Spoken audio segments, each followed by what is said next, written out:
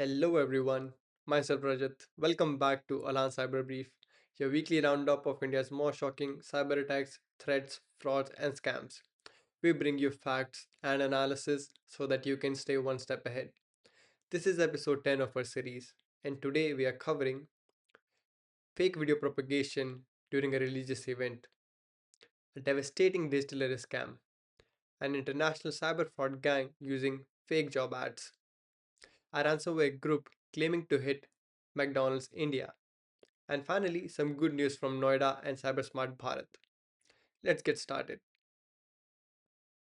Our first story comes from Prayagraj.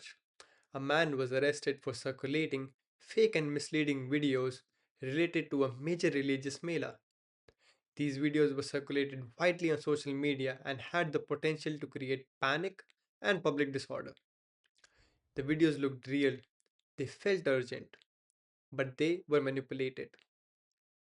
This is not misinformation by accident. This is deliberate digital manipulation. I repeat, this is deliberate digital manipulation. Let's move on to our next story. Our second story is even more alarming. A 70-year-old woman was targeted in a digital arrest scam and lost 7 crores. The callers posed as law enforcement officials, claimed she was under investigation, and threatened arrest. No paperwork, no court orders, no legal process, just fear delivered over the phone call. This is not hacking, this is psychological control. Next up from Rajasthan. Now, this is a scale, an organized case. Rajasthan police busted an international cyber fraud gang. The gang used fake job advertisements, social media platforms, messaging apps like WhatsApp and Telegram. Victims were promised opportunities. What they received instead? Fraud. This tells us that cybercrime today is not random. It is very well structured, rehearsed, and even cross border. Let's move on to an incident of an even larger scale. The Everest ransomware group has claimed responsibility on a cybersecurity hack on McDonald's India. The group alleges access to internal systems and sensitive data. While investigations are still ongoing, this reminds us of a very important thing that even large global corporates are not safe, and when they are hit, customers are affected as well. Enough for the incidents and news. Let's move on to the good news: manufacturing environments and critical infrastructure. At the same time, CISA has expanded its Cybersmart Bharat initiative, bringing cybersecurity awareness to more citizens across India. Technology plus awareness is how resilience is built. Now, let's move on to the most juicy part of our videos. What does this mean for us? Let's break down each and every aspect one by one and clearly. I think the first point is the most important. Visual content can lie. In this era of AI, fake videos fake videos spread much faster than facts. Isn't that true? So, if a video triggers fear or anger, s- pause, verify, question the authenticity of that video. Secondly, and I think we have said this multiple times, law enforcement does not arrest people online.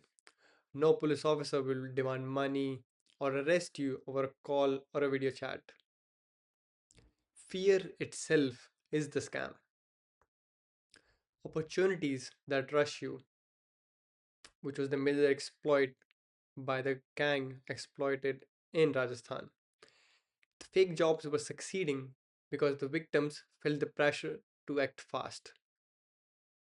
They were pressurized to act fast. I think that was a major red flag, don't you? Real opportunities don't rush you. I repeat it. Real opportunities don't rush you. Big brands being hacked doesn't mean that you are safe. Corporate breaches affect customers too. They might not be just after the internal data of the company, their target might as well be you.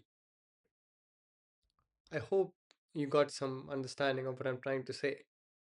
But the gist of all the news that we saw today tells us one thing. It actually speaks out one major thing: urgency. Yes, urgency is the enemy of safety.